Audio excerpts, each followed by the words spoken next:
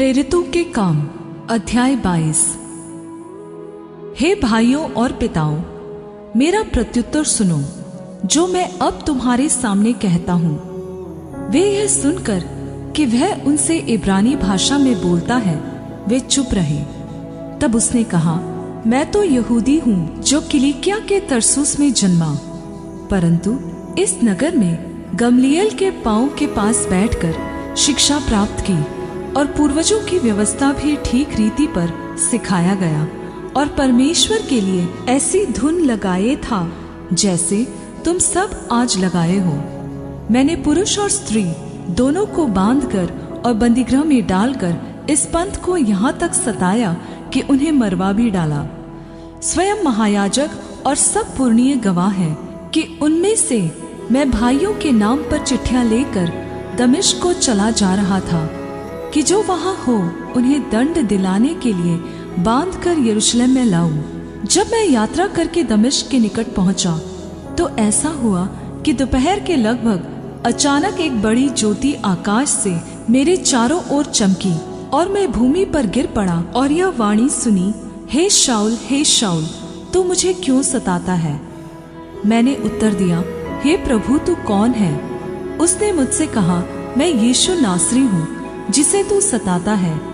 और मेरे साथियों ने ज्योति तो देखी, परंतु जो मुझसे बोलता था उसकी वाणी न सुनी। तब मैंने कहा, हे प्रभु, मैं क्या करूं? प्रभु ने मुझसे कहा, उठकर दमिश्क में जा और जो कुछ तेरे करने के लिए ठहराया गया है वहां तुझे सब बता दिया जाएगा। जब उस ज्योति के तेज के कारण मुझे कुछ दिखाई न दिया तो मैं अपने साथियों के हाथ पकड़े हुए दमिश्क में आया।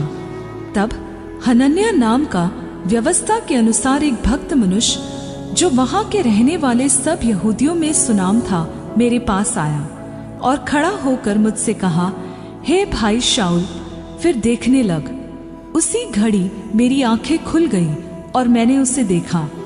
तब उसने कहा, हमारे पूर्वजों के परमेश्वर ने तुझे इसलिए ठहराया है कि तू उसकी इच्छा को जाने और उस धर्मी को देखे और उसके मुंह से बातें सुने, क्योंकि तू उसकी ओर से सब मनुष्यों के सामने उन बातों का गवाह होगा जो तूने देखी और सुनी है।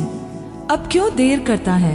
उठ, बपतिस्मा ले और उसका नाम लेकर अपने पापों को धो डाल। जब मैं फिर यरूशलेम में आकर मंदिर में प्रार्थना कर रहा था तो बेसुध हो गया और उसको देखा कि मुझसे कहता है, जल्दी करके यरूशलेम से झट निकल जा, क्योंकि वे मेरे विषय में तेरी गवाही न मानेंगे।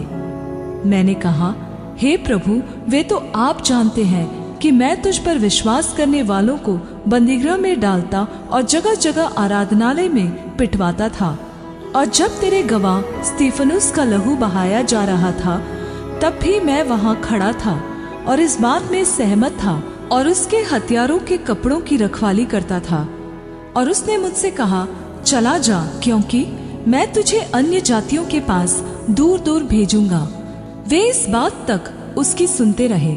तब ऊंचे शब्द से चिल्लाए, ऐसे मनुष्य का अंत करो, उसका जीवित रहना उचित नहीं। जब वे चिल्लाते और कपड़े फेंकते और आकाश में धूल उड़ाते थे तो सैन्य दल के सूबेदार ने कहा, इसे गढ़ में ले जाओ और कोड़े मार कर जांचो कि मैं जानूं कि लोग किस कारण उसके विरोध में ऐसा चिल्ला रहे हैं। जब उन्होंने उसे तस्मों से बांधा तो पौलुस ने उस सूबेदार से जो उसके पास खड़ा था कहा, क्या यह उचित है कि तुम एक रोमी मनुष्य को और वह भी बिना दोषी ठहराए हुए कोड़े मारो? सूबेदार ने यह सुनकर सैन्य दल के सरदार के पास जाकर कहा, तू यह क्या करता है? यह तो रोमी मनुष्य है। तब सैन्य दल के सरदार ने उसके पास आकर कहा, मुझे बता, क्या तू रोमी है? उसने कहा, हाँ। यह सुनकर सैन्य दल के सरदार ने कहा, मैंने रोमी होने का पद बहुत रुपए देकर पाया है। पौलुस ने कहा, मैं तो जन्म से रोमी हूँ। तब जो लोग उसे जांचने पर थे वे तुरंत उसके पास से हट गए और सैन्य दल का सरदार भी यह जानकर कि यह रोमी है और उसने उसे बांधा है डर गया।